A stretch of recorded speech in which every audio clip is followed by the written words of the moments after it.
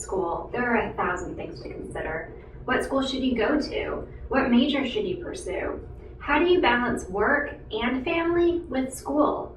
Perhaps the most important question to consider is, how do I pay for school? The good news is that there are a lot of different sources you can look at to pay for school. Today, I would like to cover a few of the most commonly used student financial aid sources.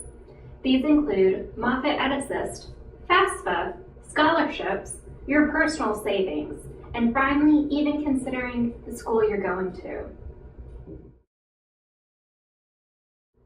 The first source is EdAssist. This is a once-a-year Moffitt employee benefit. To qualify for EdAssist, be sure to note that your desired degree needs to be on the approved program list. To qualify for EdAssist, you must be employed by Moffitt for at least 12 months. PRN and temporary status employees are excluded from EdAssist. You must also have no recorded disciplinary action for the last 6 months and have received at least a 3.0 for your last performance review. The application period for EdAssist happens once a year in early summer, so be sure not to miss the deadline. For more information on EdAssist, you can contact the HR Answer Center at extension 4000, or you can find information online. Just go to MoffittNet, click Benefits, hover over Benefits, Other, and finally, Educational Assistance. This site will include the policy, approved programs, and the overview.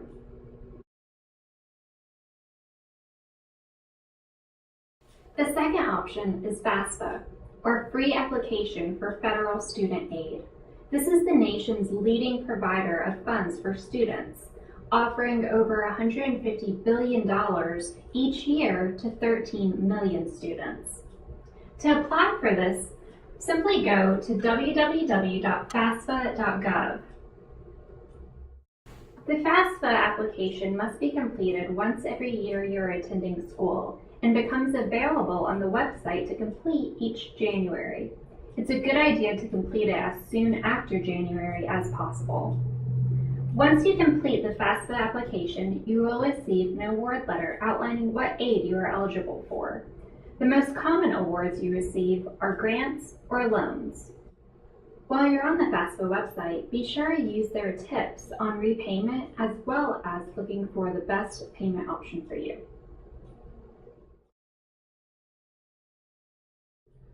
Another way to look for financial aid is by using scholarships, and there are thousands of places to look for scholarships. First, start out with your school. If you meet with a financial aid counselor, they can tell you any scholarships available with that school that you may be eligible for. Next, look for professional associations that are related to your chosen degree. Oftentimes, professional associations will offer scholarships for those wanting to get into their field. Lastly, consider any unique experience you may have as a candidate. Oftentimes, scholarships are given for those with military service, for those with community service, or for those even just pursuing a unique degree field. Just think about what makes me unique as a candidate and search for scholarship opportunities around that. You might surprise yourself. Next, I would like to discuss personal savings. If financial aid can't cover all of your school needs, many students resort to using their personal savings to supplement cost. My advice would be to start saving now. Create a budget for yourself. Figure out how much you can set aside for school each month, and then use that to supplement the cost of your financial aid.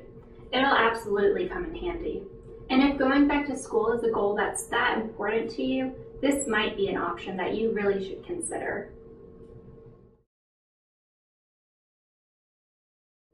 Lastly, if you've tried all these options and it's still not enough, consider looking at your current school's cost per credit hour. This can vary from school to school and from degree program to degree program. If you can find a lower cost per credit hour elsewhere, you might be able to get the same degree at a lower total cost. Hopefully now you have a few more answers to the question, how do I pay for school? And hopefully soon you'll be able to ask yourself, when do I graduate?